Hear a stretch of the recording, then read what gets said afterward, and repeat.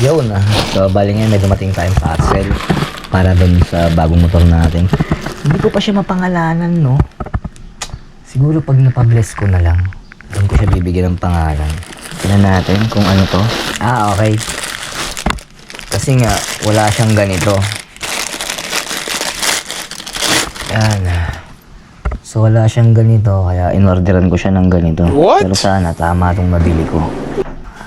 Ano lang to, universal lang to kasi medyo mahal yung stock ng pang FI. So, naglalaro sa 800. Yung mga SGP na kickstart ng pang FI. So, ito nabili ko lang to ng 200 plus.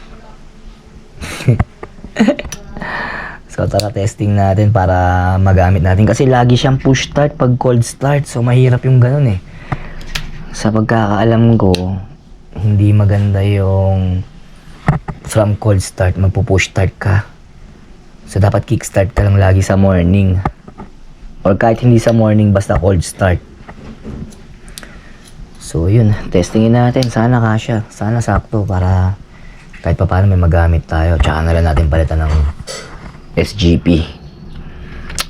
Target tayo ng mga hanap tayo ng mga yung mga pinapabatak na motor na.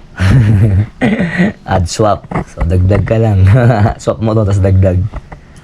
So, tara, kapit natin. Yung mga tools natin. 12 siguro siya. Extension. Tsaka 12. Yan, tinignan natin kung 12. Ay, hindi. 13. Try natin 13. Ayun. Kapit ka natin. Ayun. Ay, nakalak ang Jo. Sika. Lugo yung bata doon. Ano to? Nakalak. Wala si Tito ko eh.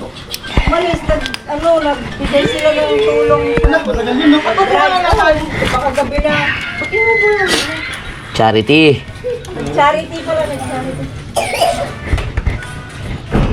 Malamig kasi tapos paano yung nanay? Siya namin ang ngayon ng Ito. Swak naman siya. Ayan. Ang magandang pwesto niya. Pag ganito. Hindi, tama na yun. Ayun yung pinakamagandang ayos niya. Tak.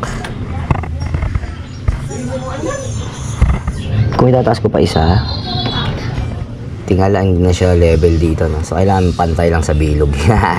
Arty. Ayan. Okay. Ganito siya, oh. Di sikwat. Sikwatin mo pa ganon. So, goods na yan. Lagyan na natin yung tornilyo. Huwag na natin lagyan ng grasa. At madali lang naman to. Magtanggal kabit.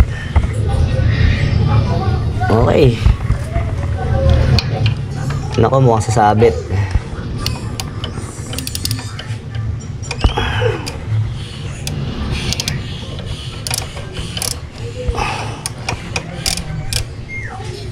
Ayan.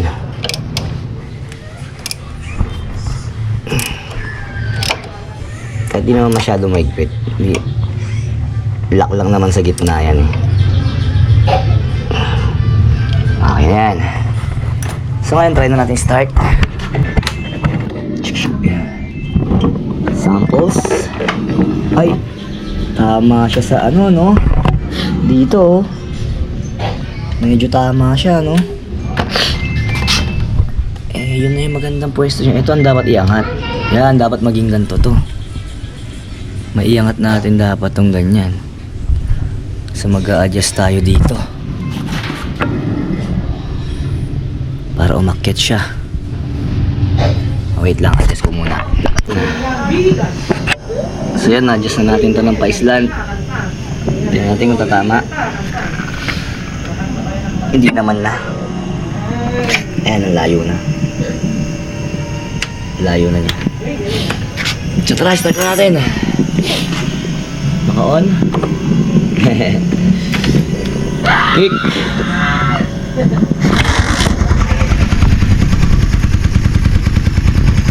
Yun ang maganda sa cold start. Dapat kick start. Kasi laging push start ako eh. Laging dito eh. So, delikado. Nakakasira yan ng ano. Sabi nila, pag palaging push start daw sa cold start, na hindi maganda. So, yun lang.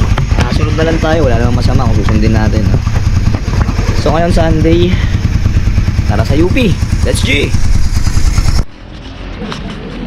Balik tayo dito. Naiihi ako, butik na yan. Mali. So dito tayo. Dito yung CR eh. So ikot tayo rin. May ibon oh. Ayun, bata pa yan. Ayun yung lalakad. Nagtago sa puno. Ayun yun. Bata pa siya. Lumipad na.